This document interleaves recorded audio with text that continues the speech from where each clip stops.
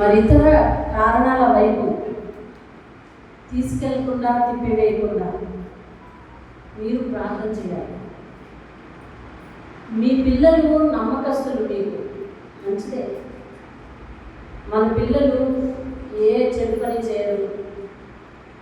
అదే మీ అబ్బాయి అలా దొరికాడమ్మా అని అన్నా కూడా అలా చేయలే అంటే తల్లి ఫస్ట్ కదా, అది నమ్మకం.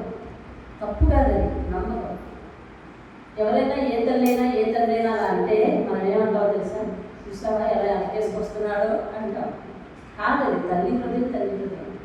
కానీ యోగు వారి కుమారులు తప్పు చేశారేమో, ఒకవేళ ఏమో అని ప్రార్థన చేసిన తండ్రి దేవుని. ఈ అంత్యకాలాలు అపాయకరమైన కాలాల్లో అపవాది యవ్వనస్తుల హృదయాలను పట్టుకుని చిల్లరి పనుల వైపు, చిన్న దొంగతనాల వైపు, కామం వైపు, గేమ్స్ వైపు, అర్థమవుతుందా? ఇక ఇతర వ్యసనాల వైపు, అసాంఘిక కార్యకలాపాల వైపు, వయసు విచక్షణ లేని పాపం వైపు మన బిడ్డలను కూర్చున్న చోట నుంచి కూర్చున్నట్టే మింగేస్తుంది. ఇది ఇందాక ఎలర్ట్ అన్నారు చూసారా? ఇదొక ఎలర్ట్. ఇలా ఎలర్ట్గా ఉండి ప్రతి ఒక్కరూ కూడా ప్రార్థించాల్సిన సమయం అండి. కోపతాపాలు పెట్టుకునే సమయాలు కాదు. ఎందుకంటే అపవాది దాని సమయం అయిపోయే పరిస్థితి వస్తుంది. దేవుడు వచ్చే సమయం వస్తుంది. దేవుని స్తోత్రం. నేను ఇటువంటి చిన్నపిల్లలున్న సందర్భాలను బట్టి నేను చాలా విషయాలు నేర్చుకున్నాను. మా మనవరాలు మా ఇంట్లో వచ్చి 3 సంవత్సరాలు అయ్యింది, 2.5 సంవత్సరాలు అయ్యింది. అంతకుముందు సంఘంలో చాలామంది చిన్నపిల్లల దగ్గర నేను నేర్చుకున్న ప్రతి పాఠం మీకు మెసేజ్ చెప్పాను. గుర్తుందా లేదా? ఏమండి, ఇందాక నేను వచ్చి మోకరించి ప్రార్థన చేసుకుంటున్నాను. మనవరాలు ఏం చేస్తుంది? వచ్చేసి ఇలా చుట్టుకుంది కదా, చుట్టుకుంది. నేను ఆ ప్రార్థన ముగించేటప్పుడు అమ్మను కూడా దీవించుకోవా అంటే చూస్తుంది. నాకు వేసి అయిపోయింది. నా మనసులో దేవుడు ఒక మాట జరుగుతున్నాడు తెలుసా? నేను ఇప్పుడు ప్రశాంతంగా ఉన్నప్పుడే నన్ను చేరుకో అంటున్నాడు. ఏంటంటే ప్రశాంతంగా ఉన్నప్పుడే నన్ను చేరుకో. నేను ఏ కోపంతో చిరుకుట్లాడుతున్నప్పుడు అది వచ్చింది అనుకోండి, ఏం చేస్తాను చెప్పండి? అవునా అంటారా? నీ పిల్లలు కోపం ఉన్నప్పుడు పలకరిస్తే అయ్యారే వాళ్ళు అంతేనా? ఎవరైనా అయ్యారా? కోపం ఉన్నప్పుడు ఏం డాడీ అంటాం. సర్వసాధారణమైంది. ఒకరి తప్పు కాదు, ఇది అందరి తప్పు. అది అందరం ఒకటే. దేవుడు నా మనసులో పెడుతున్న మాట ఏంటో తెలుసా? నేను ప్రశాంతంగా ఉన్నప్పుడే నన్ను చేరుకో అని చెప్పాలి. అదే ఇప్పుడు దేవుడు ప్రశాంతంగా కృపాకాలం చూపిస్తున్నాడు మన మీద. ఆయన కృపను వర్షింపజేస్తున్నాడు, ఆయన దయను వర్షింపజేస్తున్నప్పుడు ఆయన ప్రశాంతంగా ఉన్నాడు. రేపొద్దున రాకడలో ఆయన వచ్చేది దేనికో తెలుసా? ఒక్కరు రూపం దాల్చడానికే వస్తున్నాడు. దేవుని స్తోత్రం. ఆయనకి కరుణామయుడనే పేరు, దయామయుడనే పేరు, జాలిగల దేవుడు అనే పేరు, వత్సల్యత గలవాడు అనే పేరు, దయా దాక్షిణ్య పూర్ణుడు అనే పేరు. ఈ పేర్లన్నీ కూడా విసిగి వేసారిపై రద్దు చేసుకునే పరిస్థితి ఎవరి మీద? మాట వినని జనం మీద. దేవుని స్తోత్రం. అందుకని ఇది లోకానికి హెచ్చరిక, లోకానికి హైలైట్. ప్రశాంతంగా దేవుడు ప్రశాంతంగా ఉన్నప్పుడు వచ్చి చుట్టుకోవాలా? దేవుడికి ప్రశాంతంగా ఉన్నప్పుడే దేవుడి దగ్గరికి రావాలా? దేవుడు రేపొద్దు ఉగ్రతలో ఉన్నప్పుడు దేవుడి దగ్గరికి వద్దామని ప్రయత్నిస్తే ఛాన్స్ లేదని ప్రకటన గ్రంథం చెప్తుంది. దేవుని స్తోత్రం. ప్రకటన గ్రంథం చెప్తుంది. ప్రకటన గ్రంథం అంతా ఏంటి? అయిపోయిన సమయానికి జరగబోయే చిన్నులని, అంతే కదా? అయిపోయింది, సమయం అయిపోయింది. ఏ సమయం? కృపాకాలం అయిపోయింది. తర్వాత జరగబోయే చిన్నులన్నీ కూడా అందులో రాశారు. ఇప్పుడు మనం వాటిని పట్టించుకోలేకపోతున్నాం. దయచేసి తల్లిదండ్రులైన వారు ప్రార్థనాపూర్వకంగా ఉండండి. జీవితాలు విరిగిపోయిన తర్వాత, చిరిగిపోయిన తర్వాత చేతులు పట్టుకొని ఆ కాళ్ళు పట్టుకున్నప్పుడు పరిస్థితులు ఏమో తారుమారైపోతాయండి. ఒక గాజు పాత్ర ఉంది, నేను సరిగా పట్టుకోలేకపోయిందాన్ని, పగిలిపోయింది. ఇప్పుడు నేను దాన్ని అతకడం అంత సులువు అంటారా చెప్పండి? ఏదో నా మ్యాటర్స్తో అతికేశాను, కానీ బేటలుగానే ఉండిపోతే కాదా చెప్పండి? కాబట్టి మనందరం కూడా ప్రార్థించేవారు అవ్వాలండి. మన ఇళ్లలో ప్రార్థన నాశనం అయ్యిందా, మన బిడ్డల జీవితాల్లో చిచ్చు వస్తుందండి. మన బిడ్డల్ని అపవాది ఆడుకుంటుందండి. మనుషులు తప్పు చేయట్లేదండి, అపవాది వచ్చి మన మనసుల్ని కక్కాపికలం చేసి మనం చేస్తున్న విధానం కరెక్ట్గా అనిపిస్తూ ప్రతి మనిషిని రెచ్చగొడుతుందండి. ఇటు మనిషిని రెచ్చగొడుతుంది, ఇటు మనిషిని రెచ్చగొడుతుంది. ఫలితంగా వ్యవస్థ కూలిపోయేటట్టు చేస్తుందండి. ఇటువంటి పరిస్థితులు జీవితం కూలిపోయేటట్టు చేస్తుంది. దేవుని మాట విననీయకుండా చేస్తుంది. దేవుని దగ్గర కూర్చోకుండా చేస్తుంది. దేవుని సన్నిధికి అవసరం లేదని చెప్తుంది. ఫలితంగా అదే రాజ్యం వెళ్ళి కుటుంబంలో మనశ్శాంతి లేకుండా చేసేస్తుంది. చివరికి నష్టపోయేది ఎవరో తెలుసా? మనమే. ప్రార్థించిన మనమే నష్టపోతున్నాము. ప్రార్థన లేకుండా మన ఇళ్లలో వెలుతురు రాకుండా, ప్రార్థన లేకుండా మన ఇళ్లలో పొద్దు పోకూడదండి. ఏది మన ఇల్లు అలా ఉంటే దేవుడికి సంతోషం, దేవుడి స్తోత్రం కలిగేలా. దేవుడి సన్నిధిని వ్యక్తం చేసుకోకూడదండి. ఇవన్నీ దేవుడు చెప్తున్న మాట. మనం కిందటి వారం ఏం వర్తమానం విందామనుకున్నాం? కిందటి వారం వచ్చిన వాళ్ళకి ఎవరు గుర్తు చెప్పండి, చెప్పాలి. యువత వైపు వస్తుంది వాయిస్, అవత వైపు రాలేదు. ఏమ్మా నీతిమంతులు రాజీవ్ కిందటి వారం వచ్చారా మీరు? రాలేదా? అయితే చూడండి, నీతిమంతులు ఎవరు? నీతిమంతునికి కలిగిన లాభాలేంటి? నీతిమంతుని మీదికి వచ్చు ఆశీర్వాదం ఏంటి? దేవుని స్తోత్రం కలిగి. ఇవన్నీ మీరు వారానికి ఇప్పుడే కనిపిస్తారు. ఇవన్నీ ఇప్పుడే చెప్పాలి. వాక్యానికి సమయం అయిపోయింది. 11:11. మన సమయం ఏమో 11:30. ఇంకా అక్కడి నుంచి 11:30 దాటి కాడి నుంచి మన సెన్స్ ఎలా పనిచేస్తుందో తెలుసా? నేను నాలుగంటే టైం వదిలేవారు కానీ టైం కుదరట్లేదు అనిపిస్తుంది ఖచ్చితంగా. ఎవరి మనసు అలా అనిపిస్తుందా? అనిపిస్తుంది ఖచ్చితంగా. కానీ మనం లేటుగా వచ్చిన సమయాన్ని మాత్రం కన్సిడర్ చేయం. లేటుగా వచ్చిన సమయాన్ని మనం కన్సిడర్ చేయం. కానీ అన్న టైంకి దాటితే మాత్రం మన మనసు వేరే ఉంటుంది. కాబట్టి ఇన్ టైంలోనే వాక్యం వినాలని ఈ సాక్ష్యాలన్నీ వెనక్కి తోశారు. ఏదైనా కానీ పరిశుద్ధాత్మ నడిపించినట్టు నడవమని ప్రార్థన చేస్తుంది. ఎందుకంటే దేవుని అంత్యకాలాలు వచ్చాయంటే ఎవరు కూడా మందిరాల్లో ఉండి వాక్యం వినే అవకాశము లేదు. ఈరోజు చాలామంది యవ్వనస్తులు, మీ యవ్వనస్తులు చూస్తే నాకు వచ్చేస్తుంది. ప్రతి ఒక్కరి చేతుల్లో బైబిల్ ఉంది. ఏది మీ బైబిల్ చూపించండి. యవ్వనస్తులు మాత్రమే మీ బైబిల్ చూపించండి. దేవుని స్తోత్రం. చాలా చర్చల్లో యవ్వనస్తుల చేతుల్లో బైబిల్ లేవండి. బైబిల్ లేవు. అప్డేటెడ్ వెర్షన్స్ వచ్చేవారు. బైబిల్ లేవు. బైబిల్ స్వతంత్రంగా పట్టుకొని దినాలు వస్తున్నాయి.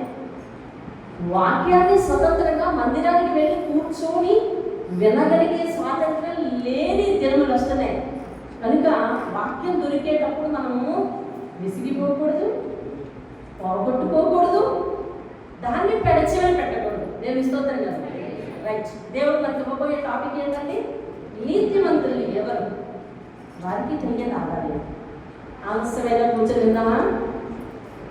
1 గంట వరకు విందామా? మీకు టైం దాటిపోతుందంటే ఇది ఇక్కడ చాలా మంది వంటలు ఇట్టే చేసేసే అమ్మలు ఉన్నారు. కమల గారు, ఈ మణి, వీళ్ళందరినీ పక్క పంపించేసి మీ అందరికీ ఉంటే మీరు చెప్తారు. 3 అయినా కూర్చోండి, సరేనా? సరే. దేవుని స్తోత్రం కలుగునుగా. వినండి, నీతిమంతులు ఎవరు? 1 కొరింథీ పత్రిక లేదు, ముందు రోమా పత్రిక తీయండి. రోమా పత్రిక 2వ అధ్యాయం 13వ వచనం. దేవుని స్తోత్రం. చదువుతాను. ధర్మశాస్త్రము వినివారు. ఒకసారి పేజీ చెప్తామండి. పేజీ చెప్తాం వాళ్ళకి. 134 పేజీ తీయండి. కొత్త నిబంధనలో 134 ఉంటుంది, పాత నిబంధనలో 134 ఉంటుంది. మీకు రోమపత్రిక ఏ నిబంధనలో ఉందో తెలియాలి. రైట్. ధర్మశాస్త్రము వినువారు దేవుని దృష్టికి నీతిమంతులు కారు. అక్కడ వాక్యాన్ని స్పష్టంగా అర్థం చేసుకోండి. ధర్మశాస్త్రాన్ని వినేవారు. ఇప్పుడు ప్రస్తుతం మనం ఏం చేస్తున్నాము? వాక్యాన్ని వింటున్నాం, వాక్యాన్ని వింటున్నాం. Your listeners now. ఇప్పుడు మనం వింటున్నాం. వినేవారు నీతిమంతులు కాదు. సో ఎవరు మరైతే ధర్మశాస్త్రమును అనుసరించి విన్నదాన్ని అంతటినీ పట్టుకుని కిందకి వెళ్ళిపోతున్నాం కదా, ఇంటికి వెళ్ళిపోతున్నాం కదా. మళ్ళా మందిరానికి చేరుకునే లోపల విన్న వాక్యాన్ని ఎంత పటిష్టంగా అనుసరిస్తున్నావో దానిని బట్టి నువ్వు రైటస్ పర్సన్గా దేవుని ముందు నిలబడతా ఉంటా. దేవుని స్తోత్రం. ఎవరు నీతిమంతులు చెప్పండి. ఇప్పుడు మనకు ఒక సూత్రం తెలుసు. ఏమిటది? దేవుడే నీతిమంతుడు. ఆయన తప్ప నీతిమంతుడు ఎవరు కూడా లేరు. నీతిమంతుని పిల్లలుగా ఉన్నాం కాబట్టి ఆ నీతిని దేవుడు మనకు ఆపాదించి నీతిమంతులుగా చేశాడు అని విన్నాం. దేవుని స్తోత్రం కదా. అట్లయితే వినండి దయచేసి. ఆత్మీయ ప్రార్థనా గోపురంలో కొన్నిసార్లు వాక్యం బాగా ఎరిగిన వారికి ఒక బైబిల్ క్లాస్గా ఉంటుంది. మిగిలిన వారు అందిన వాక్య భాగంగా వినాలి. దేవుని స్తోత్రం కలుగుతుంది. దేవుడు ఏం చెప్తున్నాడంటే ఆ నీతి మంత్రుల్ని అంగీకరించినందుకు మనం ఏమైనాము. అయితే ఇప్పుడు నేనెవరు, మీరెవరు? సరే, ఆ వాదన అట్లా ఉంటుండదా? రోమపత్రికలో పౌలు లేచి ఏమంటున్నాడంటే, అయ్యా ధర్మశాస్త్రాలు మీరు అందరూ కూడా నీతి మంత్రులు చేసుకున్నారు కదా. కాదు, ధర్మశాస్త్ర ప్రకారం ప్రవర్తించే వారే నీతి మంత్రులు అంటున్నారు. అంటే అది తప్పేది కదా. దేవుడు తన కృపను అనుగ్రహించి నువ్వు నీతిమంతుడు బిడ్డ అని మన మీద ఒక ముద్ర వేసాడు. ఏం వేసాడండి? మంచోడు. చూడండి అంటే ఒక మంచోడు అంటే అలా నీతిమంతుడివి అని ముద్ర వేసాడు. అయితే దేవుడు ఇచ్చిన అవకాశాన్ని మనం నిలబెట్టుకోవడానికి మనం ఏం చేయాలంటే అనుదినము ధర్మశాస్త్రమును అనుసరిస్తూ ఉంటేనే నీతిమంతుని జాబితాలో నిలబడతాం. లేకపోతే దేవుడు తన కృపను బట్టి నువ్వు నీతిమంతుడే బిడ్డ మార్చుకో, నువ్వు నీతిమంతుడే బిడ్డ మార్చుకో అంటూ ఉంటాడు. ఎప్పుడు వరకు? ఇందాక నేను చెప్పానే, ఆయన ప్రశాంతంగా ఉన్నంత వరకు అక్కడే ఉంటాడు. ఆయన ఉగ్రత దినం వచ్చిన రోజు మాత్రం ఖచ్చితమైన లెక్కలు తేలుతాయి. అదే ఆయన సముఖమంతో జీవ గ్రంథాలు తెరవబడును అన్నది కదా వాక్యం. అది కాబట్టి ఇప్పుడు సరే, మనం ఆయన కృపాకాలంలో నేను నీతిమంతుని కాబట్టి నన్ను అంగీకరించి మీరందరూ నీతిమంతులే అన్నాడు. కానీ పరలోకానికి మనము మన దేవుడు మనకు పరలోకం ఇచ్చాడని విన్నాం కదా. దానిని మనం స్వతంత్రించుకోవడానికి లేదా అక్కడికి మనం ఏ ఆటంకం లేకుండా వెళ్ళిపోవడానికి మనము వాక్యాన్ని అనుసరిస్తేనే నీతిమంతులం అవుతాం. అట్లయితేనే దేవుని రాజ్యానికి చేరతాం. దేవుని స్తోత్రం. ఇప్పుడు చెప్పండి, వాక్యాన్ని అనుసరించే వారు ఎంతమంది మనలో మీ మనసులో చెప్పండి. వాక్యం ఏం చెప్తుందో దానిని మీరు విని దాని ప్రకారమే మలుచుకున్నామండి, దాని ప్రకారమే కుటుంబాలు ఉన్నాయని చెప్పండి. లేదు దాని ప్రకారమే నేను అనుసరిస్తున్నానండి అని చెప్పండి. ఇంటిలో నలుగురు ఉన్నా ఆ ముగ్గురు మాట నాకేమో కానీ నేనైతే వాక్య ప్రకారమే జీవిస్తున్నానని చెప్పండి. అలా అయితే మనం నీతిమంతులు అవుతామంటే దేవుని స్తోత్రం. మరి సామెతల 10:4 ఏమని చెప్తుంది తెలుసా? నీతిమంతుని తల మీదకి ఆశీర్వాదాలు వచ్చును అని చెప్తుంది. దేవుని స్తోత్రం. మనకు ఒక విషయం తెలిసింది కదా, నీతిమంతులు ఎవరు? ఇప్పుడు ధర్మశాస్త్రం ప్రకారం వాక్యాన్ని అనుసరించే వారే. దేవుని స్తోత్రం. హల్లెలూయా. యాకోబు దానికి ఒక అర్థం చెప్పాడు. యాకోబు మాట చెప్తాను నేను. యాకోబు పత్రిక తీయండి ఒకసారి. యాకోబు పత్రిక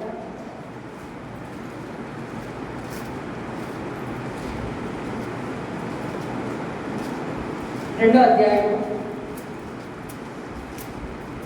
10వ వచనం. ఎవడైనను ధర్మశాస్త్రం అంతయు గైకొని ఒక ఆజ్ఞ విషయంలో అయినా తప్పిపోయిన ఎడల ఆజ్ఞలన్నిటి విషయంలోనూ ఆజ్ఞలన్నిటి విషయంలో ఏమవుతుందంటే ఇప్పుడు ధర్మశాస్త్రంలో నువ్వు ఏవేవైతే వింటున్నావో ఆ విన్నవన్నీ కూడా నువ్వేం చేయాలంటే చెప్పండి. రెస్పాండ్ అవ్వండి. లక్ష్మి గారు విన్న వాక్యాలను ఏం చేయాలంటే మనము అనుసరించాలి. ఏ ఒక్కటి తప్పిపోయినా మనము ధర్మశాస్త్ర ప్రకారం అపరాధం అయిపోతాము అని అంటున్నాడు ఈ వాక్యం. అక్కడేమంటున్నాడు? ధర్మశాస్త్రాన్ని అనుసరిస్తేనే నీతిమంతుడు అడిగినాడు. అంటే అపరాధి అవుతారు అంటే అర్థం ఏంటి? నీతిమంతులు కారు అనే కదా అర్థం. నీతిమంతులు కారు. ధర్మశాస్త్రం ఏదైతే బోధిస్తుందో అంటే ధర్మశాస్త్రం అంటే ఏంటి? ఇదిగో దేవుని బైబిల్ గ్రంథం. ఈ వాక్యం నీకు ఏదైతే బోధిస్తుందో దాని ప్రతీదీ కూడా ఆ గుణగణాలను అలవాటు చేసుకుని దానిని పాటించాలి. ఏ ఒక్కటి మీరు పాటించక మానినా అందులో ఆ భాగ్యాన్ని కోల్పోతారు అని యాకోబు పత్రిక చెప్తుంది. దేవుని స్తోత్రం కలుగును. ఇప్పుడు నీతిమంతులు ఎవరో మనకు ఒక ఎడిషన్ దొరికింది. ఏంటి లాభం? నీతిమంతుని తల మీదకి ఏమొస్తాయండి? చెప్పాలి. నీతిమంతుని తల మీదకి ఏమొస్తాయండి? ఆశీర్వాదాలు వస్తాయి. సరే, మరి నీతిమంతులు ఎలా ఉండాలి అంటే యాకోబు పత్రిక చెప్తుంది. ఏమని? నీతిమంతులు ఎలా ఉండాలి? యాకోబు పత్రిక చెప్తుంది. ఏమని నీతిమంతులు ఎలా ఉండాలి? వీటిలో వచ్చింది. నీతిమంతులు ఎలా ఉండాలి? ఏమా చెప్పండి. దేవుని వాక్యం చెప్తుంది నీతిమంతులు ఎలా ఉండాలి, ఏ ఆజ్ఞలు పాటించాలి, ఎలా ఉండాలి, ఎలాంటి ఆశీర్వాదాలు వస్తాయి అనే మాట చూస్తే ముందుగా చూడండి సామెతల గ్రంథం 3వ అధ్యాయం. సామెతల గ్రంథం 3వ అధ్యాయం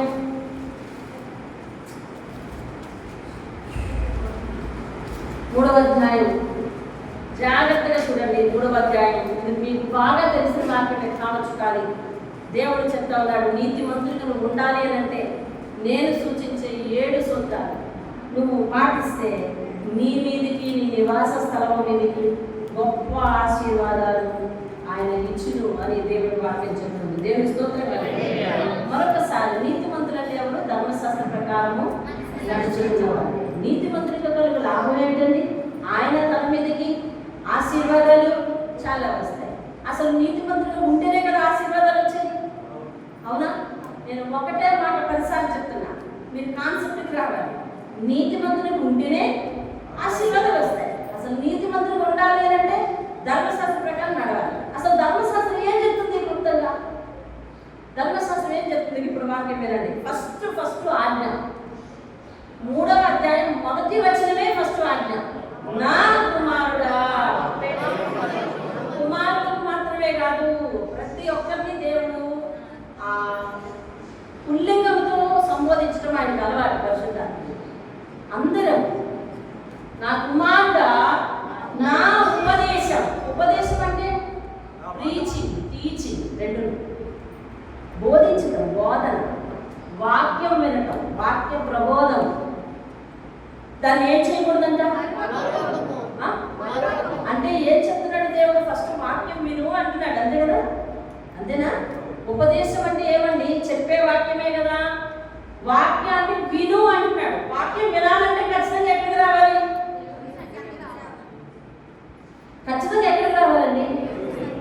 దేవుని సన్నిధికి వచ్చి కూర్చుని వాక్యాన్ని స్పష్టంగా వినాలి. వాక్యాన్ని స్పష్టంగా వినాలి. ఇది నీతిమంతునికి క్లుప్తంగా దేవుడిచ్చే ఆజ్ఞలలో మొట్టమొదటిది. నా కుమారుడా, నా ఉపదేశమును విన్నాం కదా. ఇప్పుడు వెళ్ళి మర్చిపోకు. నేను ఏదైతే చెప్తున్నానో దానిని హృదయపూర్వకముగా దేవిస్తోంది. మనం ఇంటికి వెళ్ళేసరికి ఇంటి వాతావరణం మారిపోతుందండి. నా సాక్ష్యం ఒకసారి చెప్పాను. మా నాన్న సేవకులైనా కూడా మేము ఆదివారం అయ్యేసరికి ఎప్పుడు వదులుతాను నాన్న అని చూసుకొని ఇంటికి వెళ్ళిపోయి మేము ఎంత ఐక్యంగా ఉండేవాళ్ళమో ఆదివారం సాయంత్రం మాత్రం అండి. మధ్యాహ్నం ఎంత ఐక్యతో ఉత్తప్పుడన్నీ గొడవలే, ఆదివారం మాత్రం ఐక్యత. ఏంటంటే మా అందరూ కాలుగొడుకోవడానికి వీలు పెట్టదు, అక్కడే తీసుకురావాలి, నీళ్ళు అక్కడి నుంచి తీసుకురావాలి. నువ్వు కాలుగొడుకోవడానికి వీళ్ళు తెచ్చే, నేను తాను తీసేంత నీలోగా నువ్వు వెళ్ళి చూసే ఆ వంట సామాన్లు నువ్వు తెచ్చే, అందరం కూర్చొని టీవీ కట్ట ఆన్ చేసేద్దాం. ఇంటికి వెళ్ళేసరికి వాతావరణం మారిపోయింది. సంఘంలో ఉన్నంత వరకు మేము వాక్యాన్ని వింటాం, సంఘంలో ఉన్నంత వరకు మేము వాక్యాన్ని రాసుకుంటాం, సంఘంలో ఉన్నంత వరకు మేము నోరెళ్ళబెట్టి వింటాం, అందులో వితౌట్ డిస్టర్బెన్స్ పిల్లలతో సహా. కానీ ఇంటికి వెళ్ళేసరికి మా వాతావరణం వేరు. అందువల్ల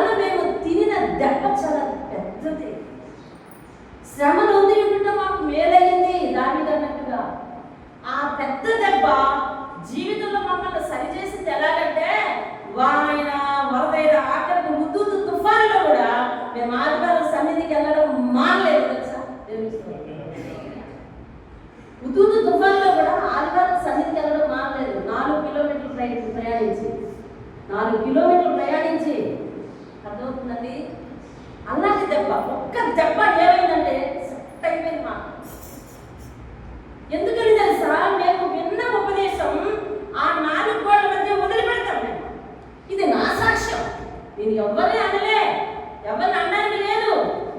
నీవు వింటే బాగుంటుంది, నీ కుటుంబం బాగుంటుంది. దాని గోడలు బీటవారు. ఏ అపాయం నీ గుడాలను సమీపించడం దేవుడు ఎందుకు చెప్తున్నాడు? అందుకే ఏమైంది తెలుసా? మా గోడలు బీటలు వారే, మా బంధాలు కదిలిపోయాయి, పునాదులు బీటలు వారిపోయాయి. దేవుని ముందు నీతిమంతునిగా కూర్చొని, నీతిమంతుల గృహంగా కూర్చొని, అందరూ కూర్చొని ఆరాధించే ఆ గృహం ముక్క చెక్కలైంది, ముక్క చెక్కలైంది. తలొక అభిప్రాయంతో జీవించడం మొదలెట్టాము. ఆ తర్వాత తలొక చోట నివసించవలసిన పరిస్థితి వచ్చింది.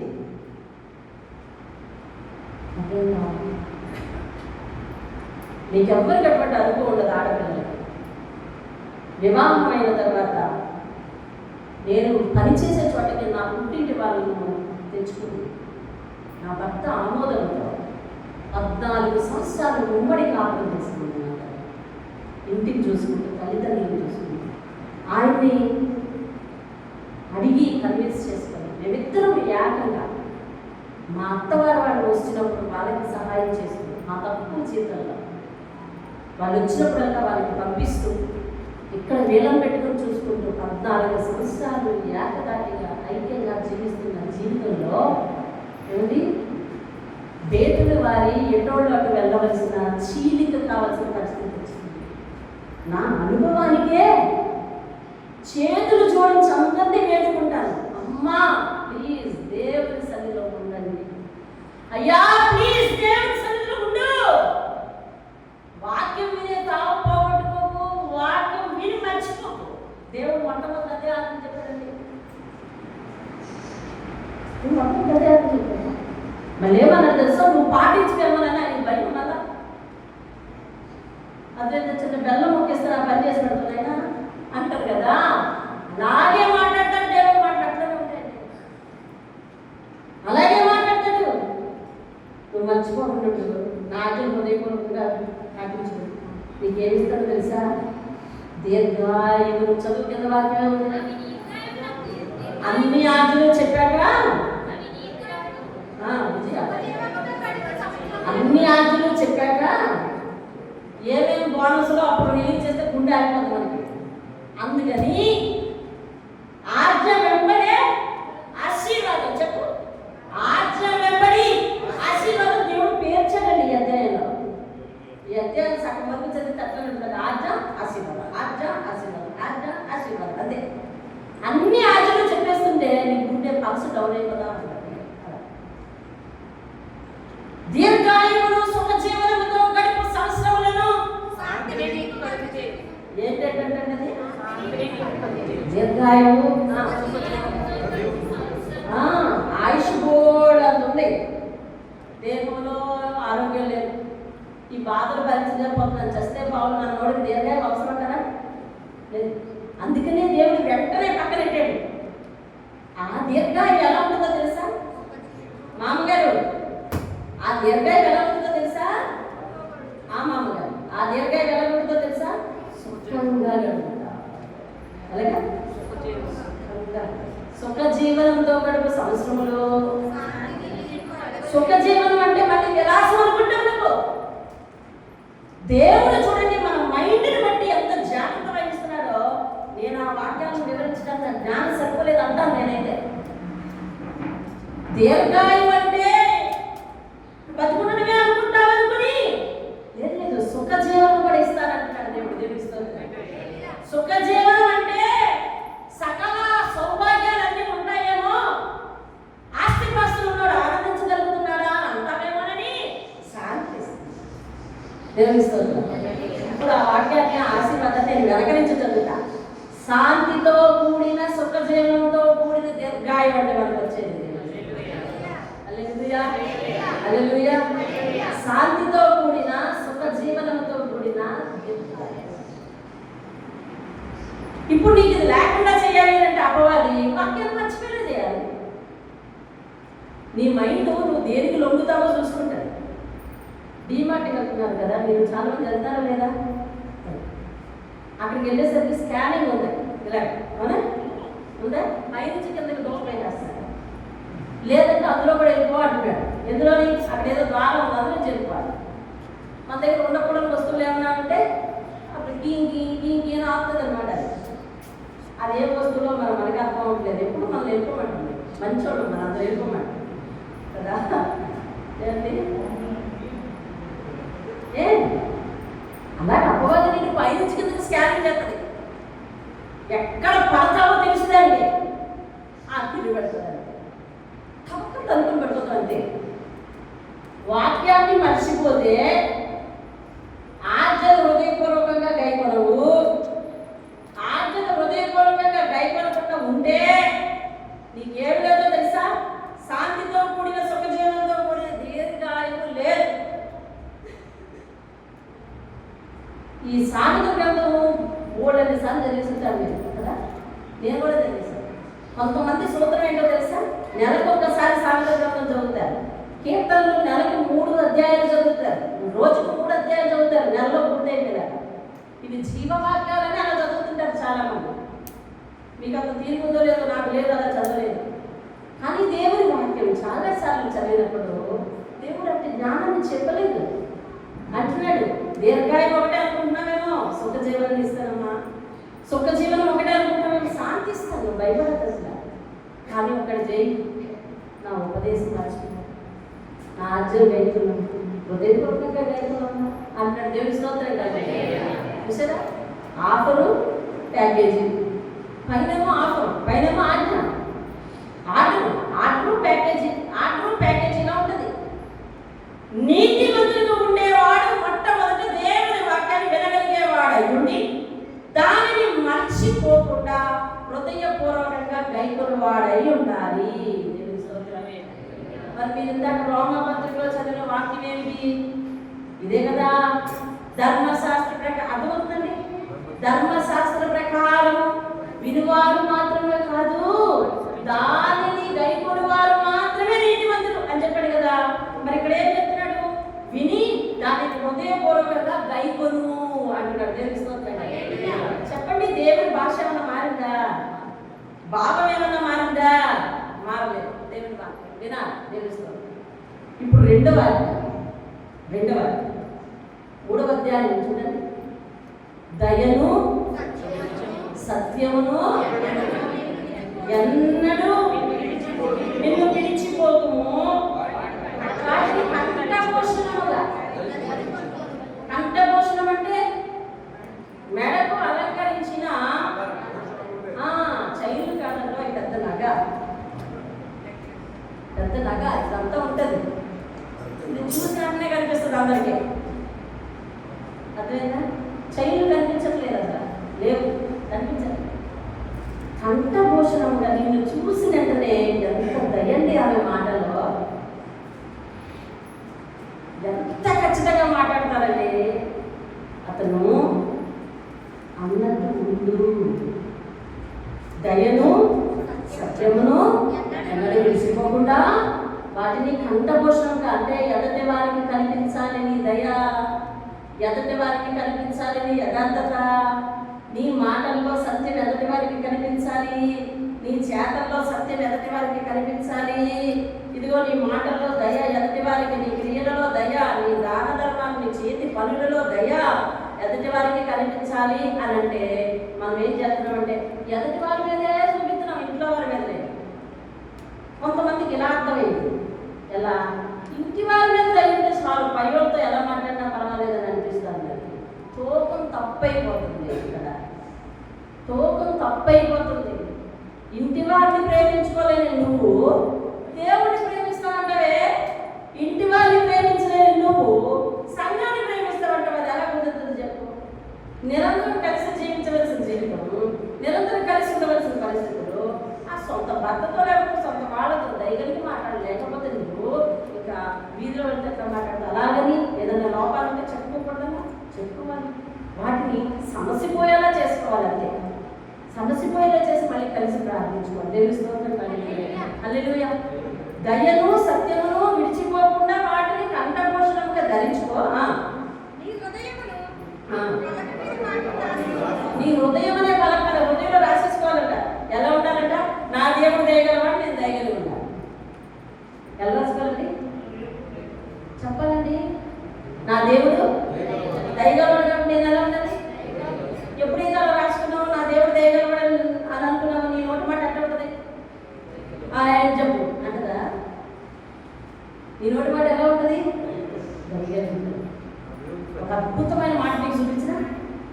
కీర్తన 18:25 చూడండి ఒకసారి ఏమంటారు.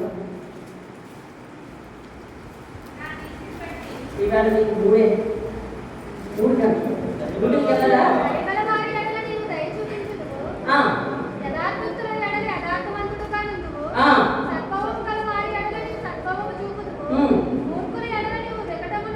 చాలు.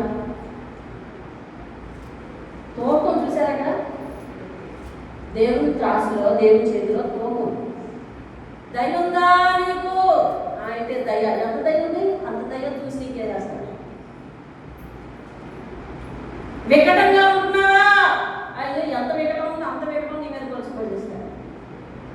ఈక్వల్ బ్యాలెన్స్ చేస్తున్నాడు. దయగల వారిపై నీవు దయ చూపించదు, కఠిన ఎడల వికటము చూపుదువు. సద్భావం, మంచి భావం ఉంటే మంచి భావమే నీకు వస్తుంది అని దేవుడు చెప్తున్నాడు. ఇప్పుడు ఇంతగా చేసుకుని ఇంతగా మనిషి మీద, హృదయం అనే పలక మీద మనం రాసుకుంటున్నాము.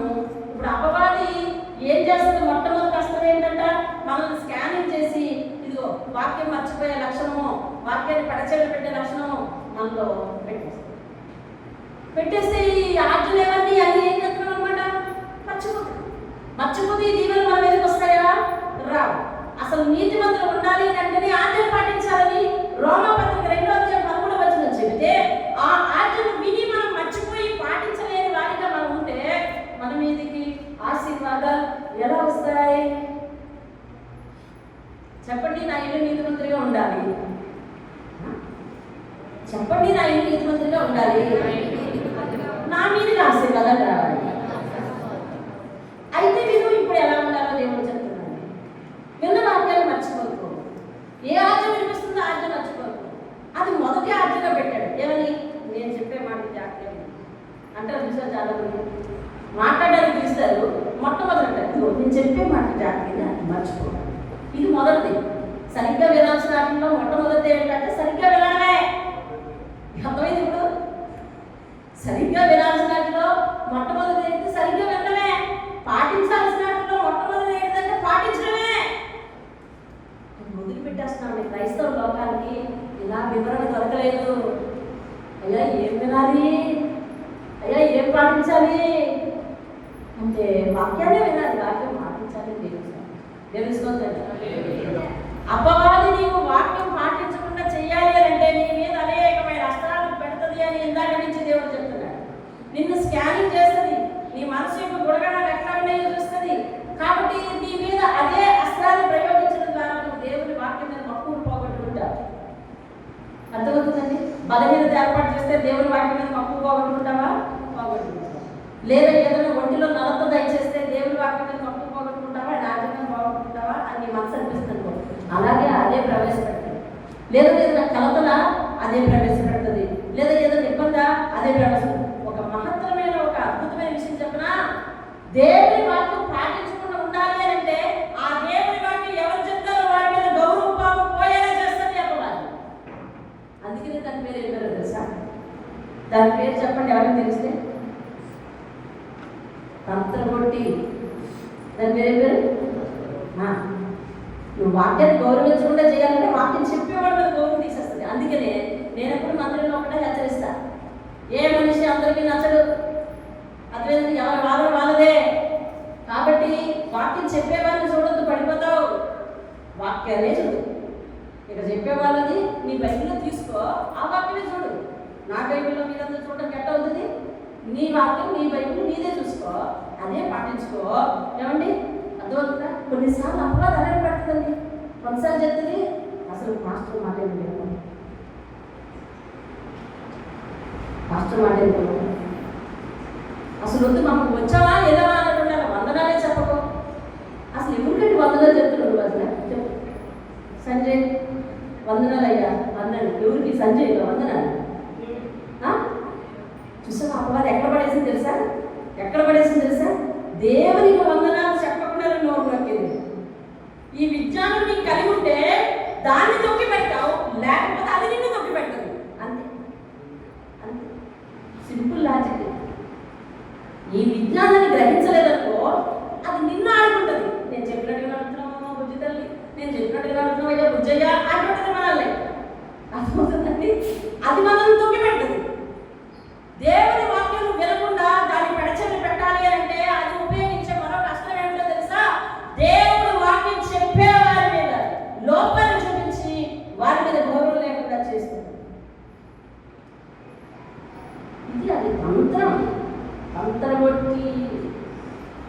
కొట్టి ఏదో ఒక చిన్న సందండి, ఆ సందు ద్వారా వచ్చేస్తుంది. అంతే.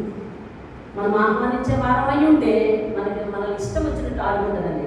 కాబట్టి ఏం చేయాలంటే దయ కలిగి అంటే ఎటువంటి లోపాలున్నా ఎటువంటి పరిస్థితులైనా దాన్ని సమస్య పోయేలా చేసుకునే భాషను ఉండాలి. దేవుడు అడిగి కడిగేసుకోవడం వల్ల ఏముంది? భరించడం వల్ల ఉంది. దయను సత్యమును అన్నది విడిచిపెట్టేకు. అయితే ఏంటి ఆశీర్వాదం? ఆశీర్వాదం చెప్పండి. అమ్మ ఇందాక నుంచి ఆజ్ఞ చెప్తున్నారు. ఆశీర్వాదం చెప్పండి. ఎక్కడ చదవండి? 4వ వచనం. దేవుని దృష్టి అందులో, మానవుల దృష్టి అందులో. మానవులు అంటే ఏ మానవులండి? ఏ మానవులు? చర్చిలో మానవులా, వీధిలో మానవులా, ఇంట్లో మానవులా? ముందు ఇంట్లో మానవులు. ఇంట్లో మానవులు వదిలిపెట్టేద్దాం. అదే పెద్ద చిక్కు మనతో వచ్చింది. నువ్వు ధైర్యం ఉంటే అటెండ్ అవుతుందంటే దయ దేవుని స్తోత్రం. ఎందుకంటే దేవుని దయ నీ మీద ఉంది కదా. అప్పుడు నీ ముఖం చూసిన వాళ్ళందరూ కూడా నీ మీద దయ కురిపిస్తారు. దేవుని స్తోత్రం. ఆకర్షణ మంది కాదు, మనం అందంగా ఉన్నామని కాదండి ఎదుటివారు దయ చూపించేది. ఏంటి మనం ఏదో ఏంటి అదే మిస్లా మిస్ యూనివర్స్ ఏంటది సూపర్ స్టార్స్, మీరు సూపర్ స్టార్స్, మేమేమో మిస్లు. అందుకని కాదండి, అందుకని కాదు. దేవుడు తన దయగల చూపు నీ మీద ఉంచితేనంట. ఆహా, నిన్ను చూసిన వారందరూ కూడా దయతో దేవుని స్తోత్రం. కరుణగల యేసయ్య నీ మీద కనికరం ఉంచితే అందరూ కనికరం చూపిస్తారు. దయగల యేసయ్య నీ మీద దయ చూపిస్తే అప్పుడు మానవులందరూ కూడా నీ మీద ఏం చూపిస్తారంటండి? దయ చూపిస్తారంట. దేవుని స్తోత్రం కలుగునుగా. అందుకే మహానుభావులు ఇదే పదం ఎత్తుకొని ప్రార్థించారు. అయ్యా నా పైన కరుణ చూపించు అన్నారంటే. ఎందుకంటే నువ్వు ఫస్ట్ నా మీద కరుణ చూపిస్తే వీళ్ళందరూ కరుణ తెలుస్తుంది. మనం ఏం చేస్తున్నాం తెలుసా? ముందు మనుషులు మెప్పించడం నేర్చుకున్నాం, మనుషులు దయ పొందుకోవడం నేర్చుకున్నాం, మనుషుల నుంచి పొగడ్త పొందుకోవడం నేర్చుకున్నాం. దేవుడు పొగడ్త, దేవుడు దయ, దేవుడు జాలి కాదు మనకు కావాల్సింది, మనుషులు. అందుకని దేవుడు మొదటి ఏం చెప్పాడు తెలుసా? వరుస చూడండి. నేను ఎప్పుడు వాక్యాన్ని చాలా జాగ్రత్తగా నీ కళ్ళకి పెట్టుకొని చూడమంటాను. నేను దయ కలిగి నువ్వు ఉంటే ఏమొస్తుందంటే ఆశీర్వాదం. చదువు 4వ వచనం, 4వ వచనం.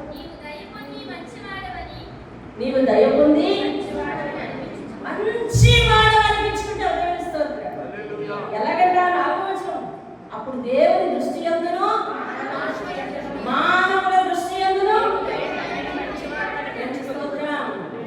దయ కలిగి ఏమిచ్చడం వల్ల 4 మాటలు మాట్లాడడం వల్ల మంచి రాదు. యెహోవా అతనికి తోడై ఉండేను కనుక అతని కీర్తి ఆ దేశం అంతటా వ్యాపించింది అని చెప్పి యెహోషువ గురించి యెహోషువ గ్రంథం 6వ అధ్యాయం 27వ వచనంలో రాశారు. దేవుడు యెహోషువకు తోడుగా ఉన్నాడు కాబట్టి అతను మంచి పేరు వచ్చిందండి. దేవుని స్తోత్రం. దయ కలిగి మాట్లాడాలి, దయ కలిగి ఉండాలి. ఇంటి వారి మీద దయ చూపించుకోవాలండి. మనం ఎదురుకుండా ఉన్న వారి మీద దయ చూపించుకోవాలి. ఎందుకంటే ఈరోజే మనది, రేపు మనది కాదు. రేపు నువ్వేమవుతావో వాళ్ళేమవుతారో ఏం తెలియదు. ఆ తరువాత మనం ఏమైనా ఏం లభ్యమన్నా మళ్ళీ మనుషుల ముఖాలు మనం కనపడదు. దేవునితో చెప్పాలి. కాబట్టి అందుకోసం చాలా జాగ్రత్తగా ఉండాలి అని. ఇక 2 ఆజ్ఞలు. 3వ ఆజ్ఞ చూద్దాం. ఏంటంటే నీ సమృద్ధిని ఆధారం చేసుకోగా హృదయంతో యెహోవాను నమ్మికించు. నా ప్రవర్తన అంతా ఆయన అధికారానికి ఒప్పుకో. దేవుని స్తోత్రం కలుగుతుంది. నేనే కరెక్ట్గా ఆలోచిస్తాను, నేనే కరెక్ట్గా చేస్తాను, అసలు నేను ఉపాయం చెప్పట్టేనండి ఇల్లు ఉంటే అనే స్వబుద్ధి ఉండద్దు ఎవరికి అని దేవుడు చెప్తుంది. ఎవరికి, ముఖ్యంగా ఆడవాళ్ళకి. ఒకవేళ ఏదన్నా మగవాళ్ళకి కొంచెం తెలివి తక్కువ వాళ్ళకి నీ స్వబుద్ధినా అలా కాదు. అందుకు కాదు దేవుడు చదవలసింది. మన సొంత బుద్ధిని ఆధారం చేసుకోవాలి.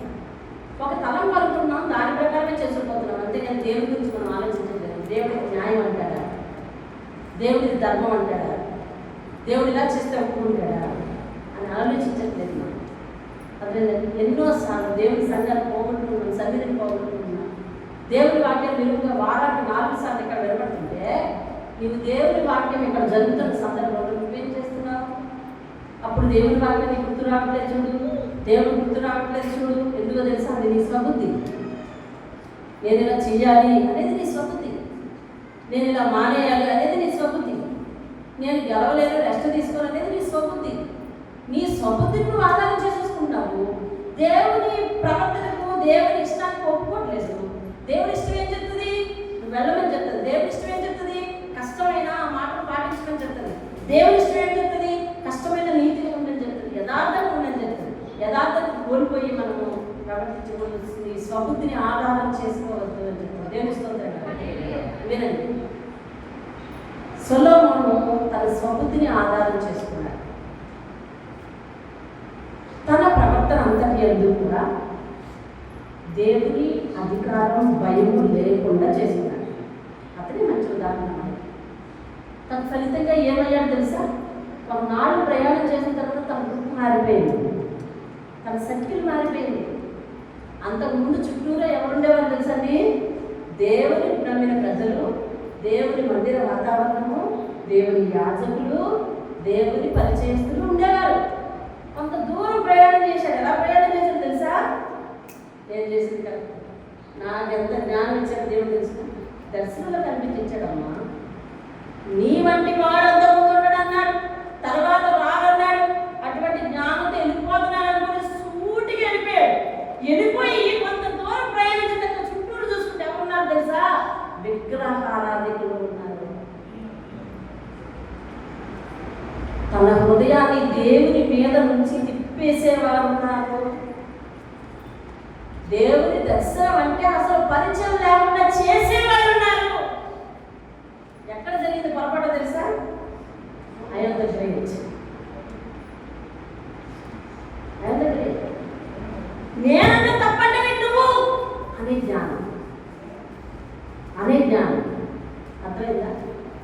ఎప్పుడు కూడా ఏదన్నా సమస్య వచ్చినా ముందు మనం చూసుకోవాలి, మనం సరి చేసుకోవాలి. దేవుని దగ్గరికి వచ్చామంటే ఒక సమస్యను పట్టుకొని ప్రభువా ఆ పరిస్థితిని మార్చుకొని వచ్చామంటే ముందు నిన్ను సరి చేసుకోవాలి అనే ఎప్పుడు దేవుని వారికి ఇక్కడ చెప్పబడుతుంది. దేవుని స్తోత్రం. హల్లెలూయా. ఒక కార్యం కావాలని కోరుకుంటున్నావు, ముందు నువ్వేంటి అసలు? నువ్వు దేవుని విషయం ఎలాంటి భక్తి చేస్తావు? ముందు నువ్వు తొక్కి చూసుకుని అప్పుడు చెయ్యు, అప్పుడు ప్రార్థన చెయ్యు. అప్పుడు అలా చేస్తే ఏమవుతుందంటే చూడండి, అప్పుడు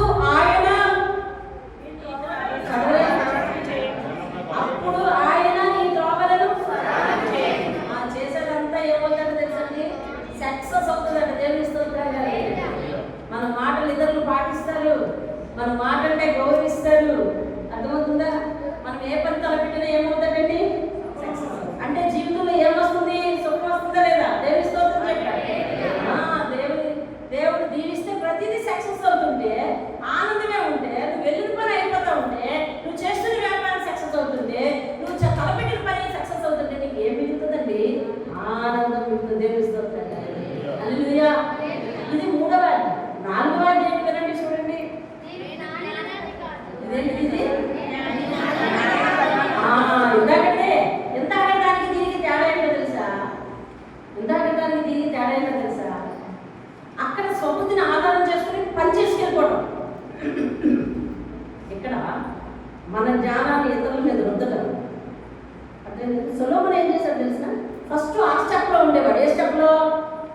తన స్వబుద్ధిని ఆధారం చేసుకుని తన ఇష్ట ప్రకారం ఎవరితో స్నేహం చేయాలో, ఎవరితో మాట్లాడాలో, తన మాటలన్నీ ఏం మిగిలిపోయాయి తెలుసా? చివరికి తన మాటలన్నింటిలో సారాంశం ఏమి మిగిలిపోయిందో తెలుసా?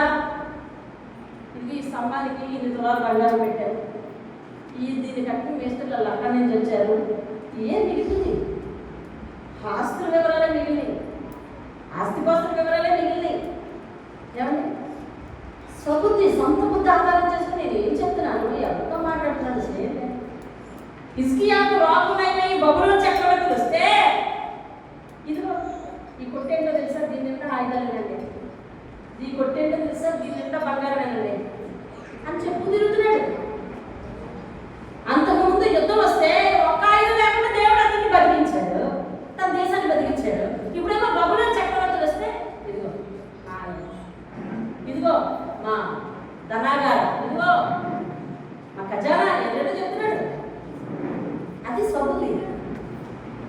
జ్ఞాని అనుకుని ఏం చేయమంటాడు తెలుసా సొలొమోను? తన చుట్టూ ఉన్న వాళ్ళని అలాగే ప్రవర్తించమని చెప్పాడు. తన పరివారం పిలిచాడు. ఏం తెలుసా? పిలిచి ఏయ్యా, ఆ యెరూషలేము దేవాలయం ముందు మా ప్రియురాలకు ఒక బలిపీఠం పెట్టు అన్నాడు. అర్థమవుతుంది? జ్ఞానాన్ని ఎదురు మీద రుద్దడమే. పర్వాలేదులే. మన ఇళ్లలో ఈ సన్నివేశాలు ఎక్కడ జరుగుతాయి తెలుసా? కుటుంబ ప్రార్థన జరుగుతుంది. కుటుంబ ప్రార్థన జరుగుతుంది. అర్థమైందా? రోజు ఒక టైం పెట్టుకున్నాం అనుకోండి, మన సొంత బుద్ధిని ఆధారం చేసుకుని అర్థమైతే ఇంకా దేవుడు తెలుసు కదా, ఇంత విజయం ఉంది కదా, అన్ని పనులు చేసేసుకొని కూర్చుంటాం. ఆ పని ఎంతకీ అవుతుంది, అంతకీ అవుతుంది. అలా అలా అలా ట్రైన్ డ్రాగన్ అవుతుంది. ఈ లోపల మనలో ఒక జ్ఞానం లెగుస్తాడు, మన కుటుంబంలో ఒక జ్ఞానం లెగుస్తాడు. లెక్సి సర్లే ఆ పని అవ్వట్లేదు కదా, తప్పకుండా అయిపోతుంది, మనం తినేది అక్కడ సందర్భంగా మేము ప్రార్థన చేసేస్తాము, నువ్వు అక్కడే చామిననే. ఇది జ్ఞానం. ఈ జ్ఞానం తీసుకుని అందరి మీద వద్దుతాం. ముందుదేమో స్వబుద్ధి, ఈ పని అయిపోయి చేసుకుందాం, లేకపోతే ఇంకోటి వాళ్ళ. అదేంటండి, ఒకరికేమో మన ఫ్యామిలీలో నలుగురిని 4 పాటలు చెప్పి ఒకేసారి అదేమో కాదండి, నలుగురిని 4 చెప్పేద్దలే. అదేంటంటే ఒక గొడవ, ఇవన్నీ ప్రార్థనకి ఎక్కడే కూర్చో అన్నది. ఇవన్నీ మీకు ఎలా తెలుసండి? మా ఇళ్లలో ఉన్న మీకు ఎలా తెలిసిపోతున్నాయి అనుకుంటారా? నా అనుభవం అండి, నేను చెప్పేది మీది కాదు, నా అనుభవం. కరెక్ట్గా ప్రార్థన ముందే గొడవ మా ఇంట్లో. దేవుడు కొంచెం దీవించి అద్దెలు ఎలా గదించాడు తెలుసా? 4 గదులు ఇచ్చాడు. 4 గదులను గదించాడు. ఇప్పుడు ఈ గొడవ అయిపోయిన తర్వాత కరెక్ట్గా ప్రార్థన టైంకి వచ్చేసరికి బైబిల్ పట్టుకుని నేను అక్కడ కూర్చుంటున్నాను, మిగిలిన వాళ్ళు ఏ గదిలో ఉన్నారో తెలియదు. ఓపెన్ ద రైట్ క్యాస్కెట్, తెలుసా మీకు? షేక్స్పియర్ కదా. ఓపెన్ ద రైట్ క్యాస్కెట్ చదువుకున్న తెలుస్తుంది, తెలియదా? Open the right casket. అలాగే ఏ గదిలో ఎవరున్నారు సెర్చింగ్ లేదు. అదేంటండి ఇక్కడ కూర్చోబెట్టుకో. ఇది స్వబుద్ధి ఆధారం చేసుకుని వాళ్ళు ఉండిపోతే, జ్ఞానం ఆధారం చేసుకుని మరికొంతమంది. ఇది మన ఇళ్లలో నిత్యం జరుగుతున్న పనులు అవుతాయి. అలాగే వద్దు.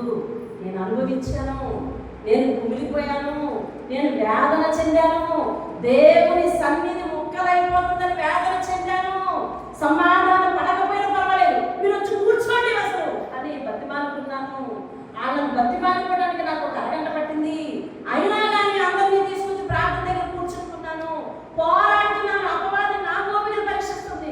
రోజు గొడవే, రోజు గొడవే, రోజు గొడవే. ఏ రోజు ప్రశాంతంగా ప్రార్థన చేసుకోవట్లేదు. కానీ గెలిచి అందరినీ కలిపి కూర్చోబెట్టి ప్రార్థన దగ్గర కూర్చోబెట్టాను. నువ్వు చేస్తున్నావా ఇంట్లో ఈ పోరాటం? నువ్వు చేస్తున్నావా ఇంట్లో పోరాటం? నువ్వు పోరాటం చేస్తే అపవాది మీద మనకి గెలుపు వస్తుంది. స్వబుద్ధి జ్ఞానము ఆధారం చేసుకుంటే ఏం జరగదు.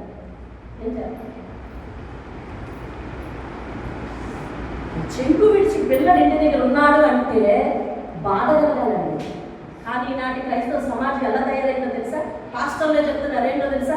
మీ పసిపిల్లలు అందరూ సండే స్కూల్లో ఉన్నారు, వీళ్ళు ఈ మధ్య ఉంటే బాగు చేస్తారమ్మా, వీళ్ళని పంపేయండి. ఎవరి దగ్గర నుంచి వచ్చిందో తెలుసా అస్త్రం?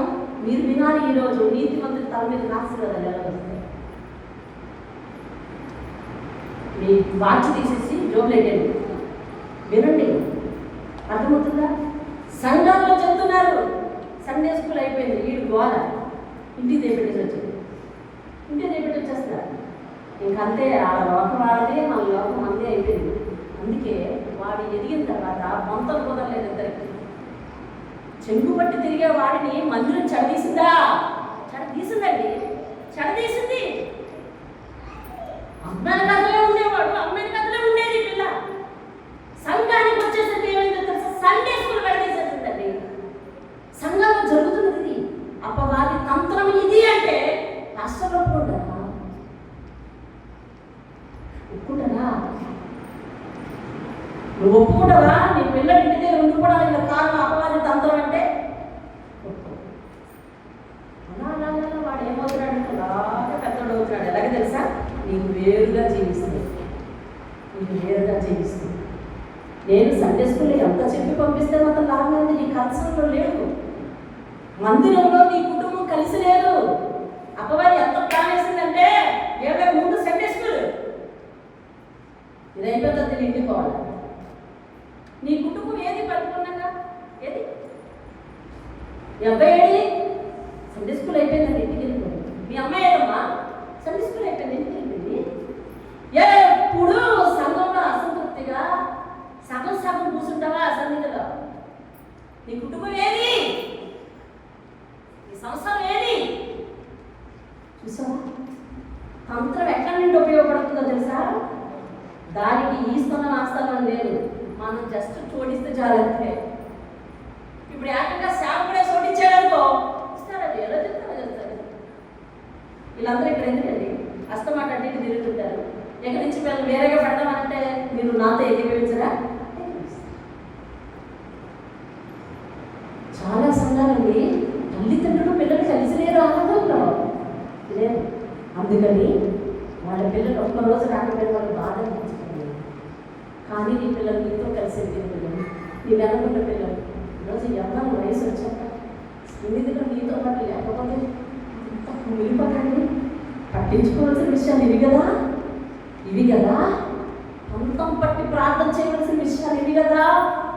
దేవుని సన్నిధిలో ప్రభువా నా జ్ఞానం సరిపోవట్లేదు, ఏ విషయం అయితే మాట్లాడు, ఏం చెప్తే మారుతుంది నా కుమార్తె, ఎందుకు నేను చిన్నప్పటి నుంచి సండే స్కూల్ పంపిస్తాను, ఎందుకు ఇంత వ్యతిరేకంగా తయారైంది, నా జ్ఞానం సరిపోవట్లేదు అని అనుకుని చేయాల్సిన పనులు జ్ఞానముతో విడిపోతున్నామండి. మనం జ్ఞానంతో విడిపోతున్నాం. చాలా సంఘాలు ఇప్పుడు జ్ఞానం అయితే చిన్న పిల్లల దగ్గర నుంచి వచ్చేసిందండి. దేవుని స్తోత్రం. చూడండి ఇక ఆఖరిది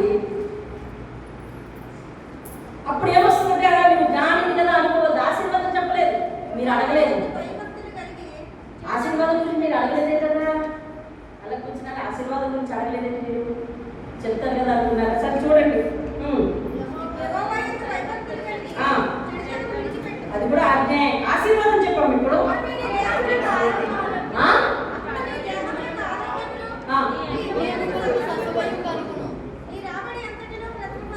చాలు దేహానికి ఆరోగ్యము ఎముకలకు సత్తువ ఎక్కడ వచ్చిందండి?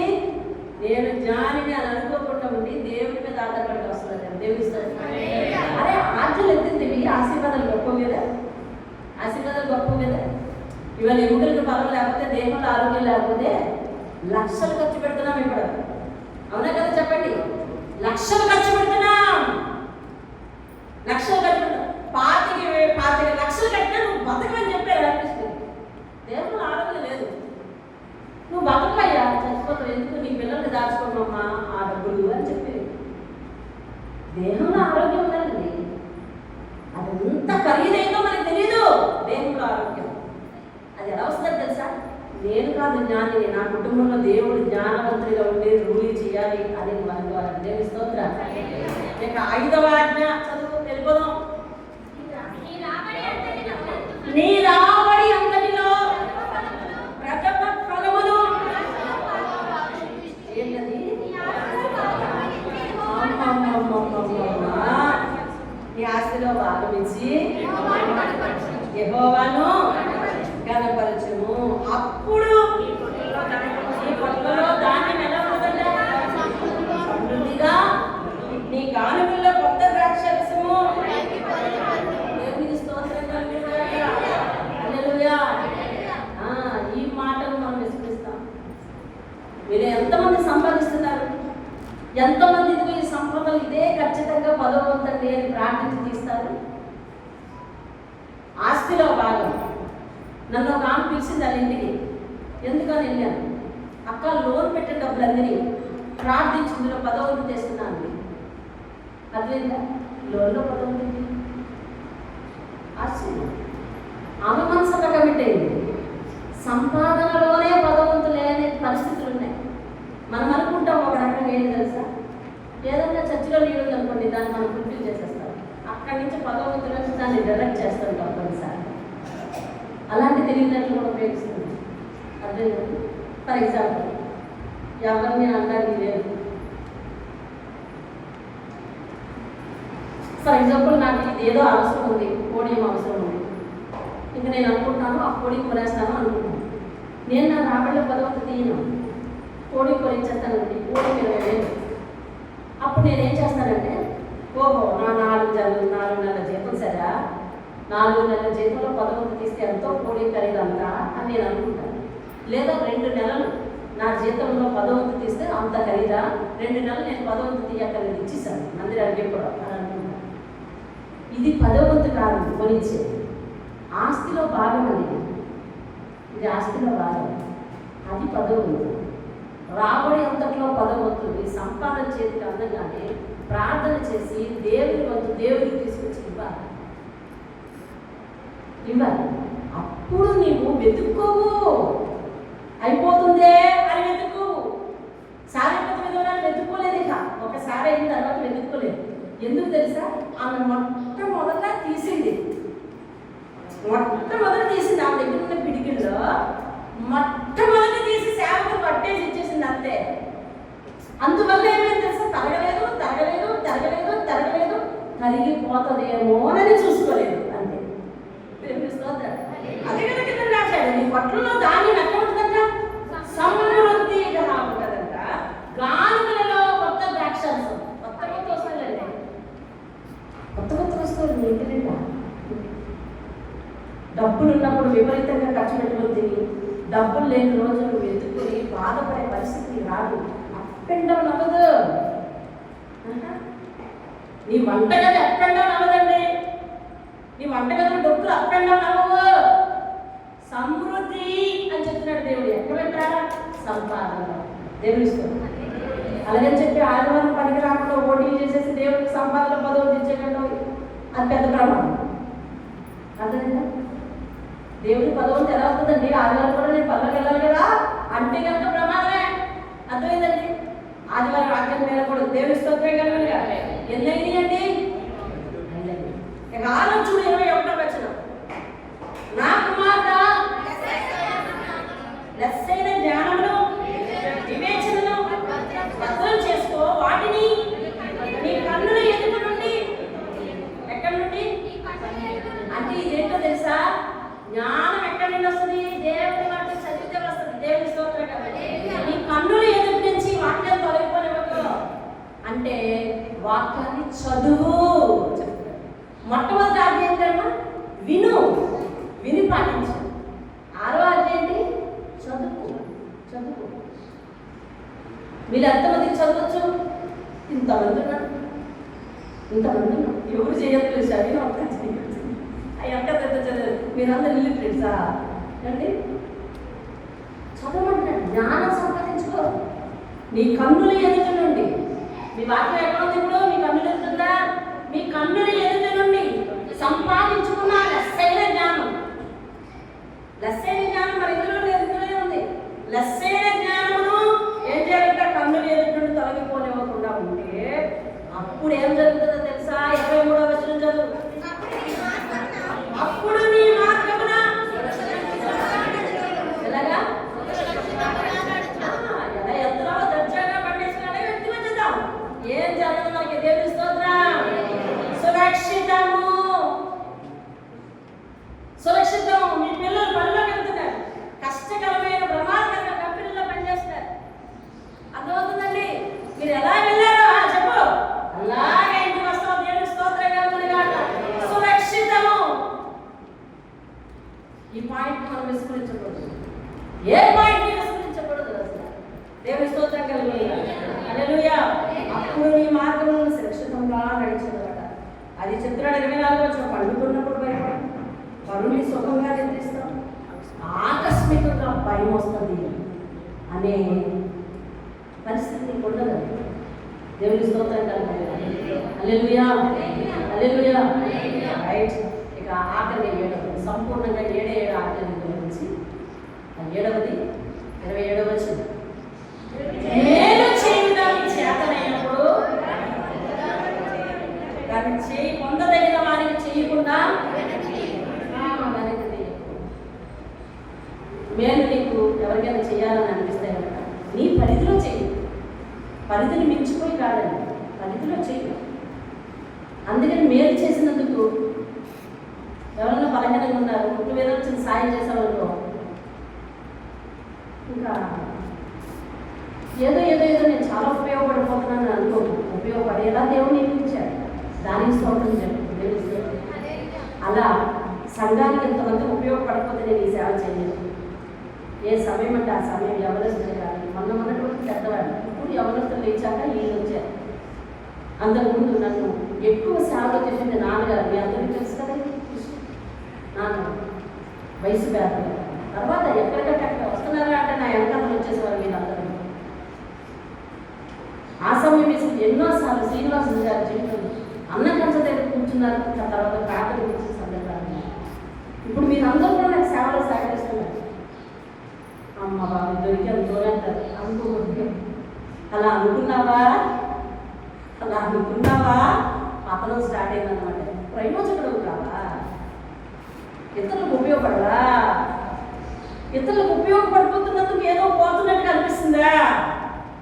కోల్పోతున్నట్టు అనిపిస్తుందా? అందులో పరిచర్యకు చేయడం ఎంత? పరిచర్య చేసే వాళ్ళకి చేయడం ఎంత? డబ్బుల తీసుకెళ్ళిన దేనికి త్యాగం చేసుకున్నారో తెలిసే వాళ్ళు చేశారు.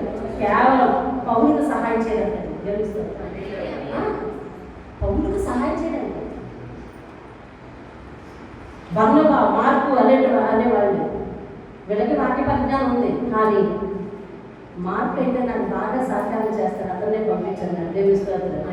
ఎందుకంటే అతనే సేవకులకు బాగా ఉపయోగపడతాడు. దేవిస్తోత్రం ఏమనుకుంటున్నారంటే అసలు పరిచర్య మేలు దేవుడు ఎంత బహుమానం ఇస్తారనుకుంటున్నాడండి.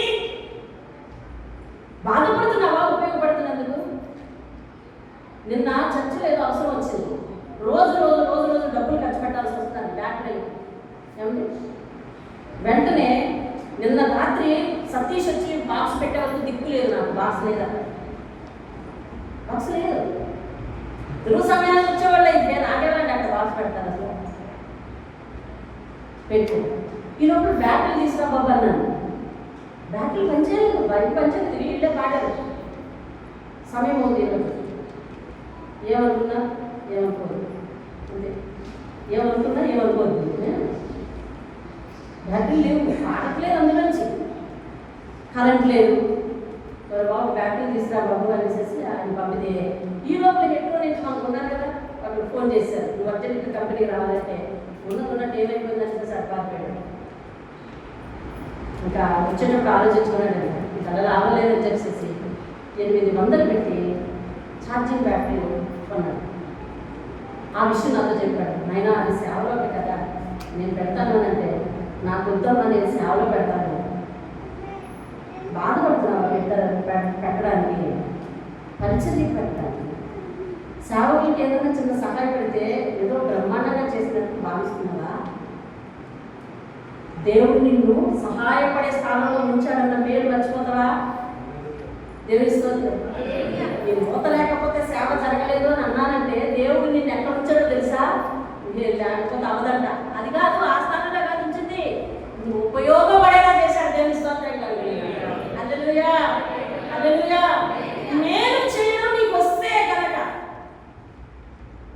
ఆ మేలు విలువ గుర్తుపెట్టుకోకపోతే చేయక్కర్లేదు. వదిలేసి అర్థమయ్యేలా చెప్పు, అర్థమయ్యేలా చెయ్యి. తర్వాత ఇంకా అసలు మేలే గుర్తుపెట్టుకోవాలి. దాన్ని ఎక్స్పీరియా తీసుకున్నారనుకోండి, అది అర్థమయ్యేటట్టు చెప్పుకోవాలి, అర్థమయ్యేటట్టు చేసుకోవాలి. కానీ మేలు చేయడం అనేది ఏం చేయకూడదంట, బ్రేక్ చేయకూడదు. దేవుడితో మేలు చేయడం నీకు చేతనైనప్పుడు దాన్ని చేయి. వారికి ఏం చేయాలంటండి, వెనక్కి తీయకూడదు. దేవుని స్తోత్రం. చెయ్యి వెనక్కి తీయకూడదు. అలాగే ద్రవ్యం నీ దగ్గర ఉండగా రేపిచ్చదు పోయి రమ్మని నీ పొరుగు వాడితో చెప్పద్దు అని చెప్తున్నాడు. దేవుని స్తోత్రం కలిగి. డబ్బులు మన దగ్గర ఉంటుండగా చెప్తానే అనుకుంటాను. ఏమండి, ఒక దగ్గర నుంచి వాక్యం ఎక్కడో నేను నాకు తెలియదు, మర్చిపోయాను. మీరు చూసి చెప్తాను. పేదవాని కూలి దేవుని దగ్గర మొదలెడతాడు. పేదవాని కూలి ఆయన నన్ను దగ్గర పంపించి అది మొదలుపెడుతుందండి. దేవుని స్తోత్రం. భయంకరమైన మాటలు చెప్తుందండి బైబిల్లో, జీవించుకోవాలి. దేవుని స్తోత్రం కలిగి. ఇప్పుడు ఏమవుతుంది నీకు? 32వ వచనము 2వ లైన్ చదువు. యథార్థవంతులకు దేవుని స్తోత్రం కలిగిన కాక డబ్బులు రేపు ఇస్తాను అని అంటలేదంటే పంపించిన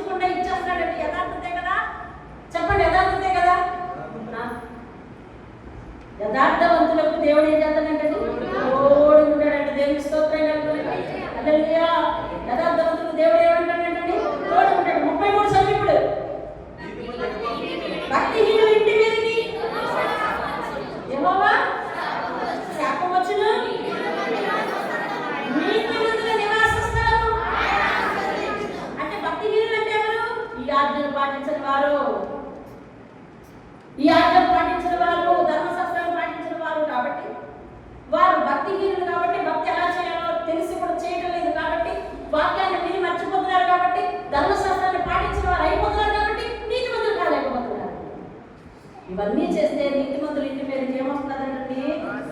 ఆశీర్వాదం. దేవుని స్తోత్రం. చూడండి, ఇల్లు, గృహము రెండిట్లో గౌరవమైన పదం ఏదో చెప్పాలి. చదువుతున్నాడు. ఇల్లు, గృహము రెండిట్లో గౌరవమైన పదం చెప్పండి. గృహం.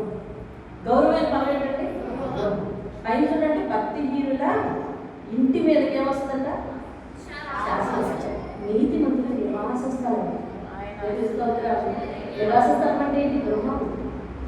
నీతిమంతుల నివాస స్థలాన్ని ఆయన ఏం చేస్తాడంటే ఆశీర్వదిస్తాడంట. దేవుని స్తోత్రం కలగలుగా. అయిపోయింది. చెప్పండి, నీతిమంతులు ఎవరు? ధర్మశాస్త్రాన్ని విని దాని ప్రకారం జరిగించారు. అలా కలిగే లాభం ఏంటి? సామెతలు 10 ఆశీర్వాదాలు వచ్చిన. నీతిమంతుల తల మీదకి ఏమొస్తాయి? ఆశీర్వాదాలు వచ్చి. నీతిమంతుల తల మీదకి ఆశీర్వాదాలు వస్తాయి. ఎలాంటి ఆశీర్వాదాలు వస్తాయో సామెతలు 3వ అధ్యాయం చెప్పింది.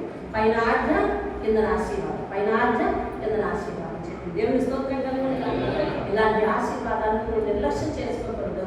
దేవుని వాక్యాన్ని శ్రద్ధగా ఆలోచించండి.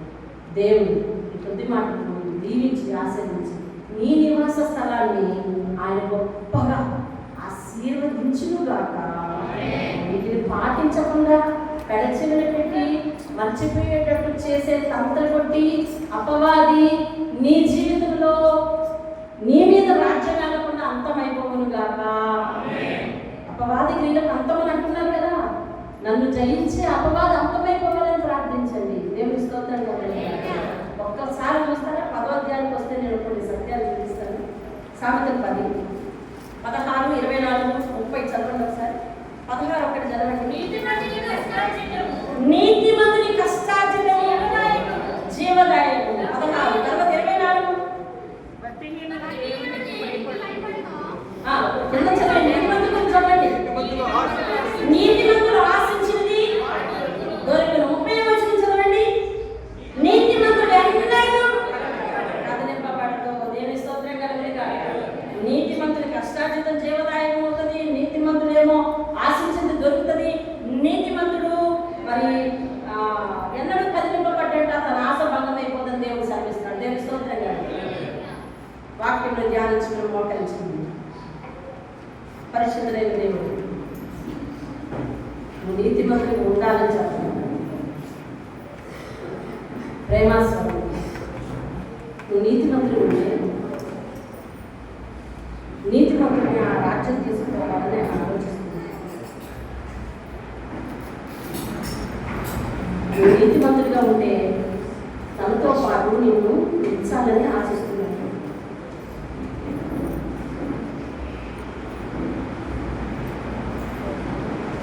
మొదటి పేతురు పత్రిక 3వ అధ్యాయం 12వ వచనం ఇలా చెప్తుంది. ప్రభు కన్నులు